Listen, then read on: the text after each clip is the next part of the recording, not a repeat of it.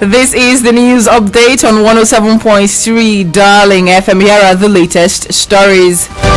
University of Jos says it will on January 22nd, 2021 reopen to continue its academic activities for the 2019-2020 session. The university announced this today in a statement signed by its Deputy Registrar Information and Publications, Abdullahi. He said the reopening of the university was approved by the Senate of the institution at its fourth special meeting. Abdullahi said the Senate of the University of Jos has considered and approved an amended academic calendar for 2019/2020 session for the university, and lectures will continue from Monday, 25th January 2021. The statement urged the returning students and members of the University of Jos community to note that all COVID-19 safety protocols will be strictly enforced as directed by the COVID-19 Presidential Task Force of the federal government, which he pointed out to include the use of face masks, frequent hand washing, use of hand sanitizers, as well as social distancing. United Nations Children Fund says closure of schools due to COVID-19 pandemic will impact negatively on the development, safety and well-being of children globally, noting that schools are not drivers of the viral disease. The UN agency noted that the number of out-of-school children is set to rise by 24 million to a level not yet seen in years and to a level it has fought so hard to overcome. UNICEF also warned that the effects of closing school for another year will be felt for generations to come.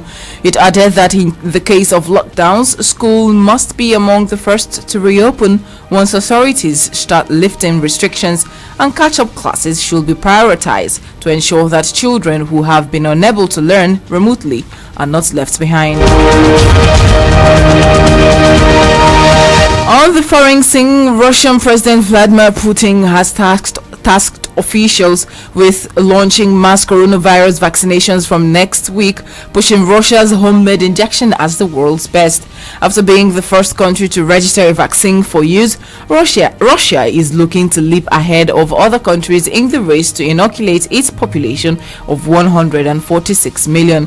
Putin said Russia should get relevant infrastructure ready to boost production of the vaccine, which Moscow is promoting to other countries as cheap and easy to transport than other vaccines.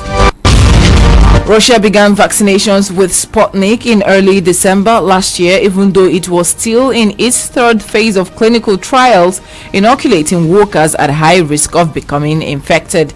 The Sputnik V vaccine uses two different human adenovirus vectors and is administered in 2 doses with a 21-day gap, and can be stored between 2 and 8 degrees Celsius, between 35.6 and 46.4 degrees Fahrenheit, instead of the temperatures far below freezing required for some other vaccines. Russia has also registered a second coronavirus vaccine, Epivac Corona.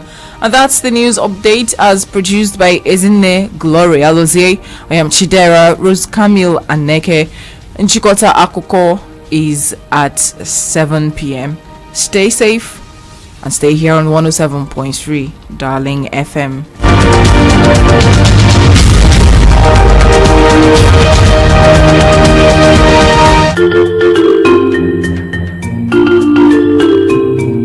My name is Dr. Temele. Dr. Mekamulisa. Dr. Ngoka Stanley. I'm a consultant physician nephrologist and a member of the Infection Prevention Committee in Federal Medical Center, Owerri. Dr. Temele. I'm a family physician with the Federal University of Technology, Owerri. Dr. Mekamulisa. I'm a consultant pediatrician. This period will be really tough for parents having to stay at home with kids.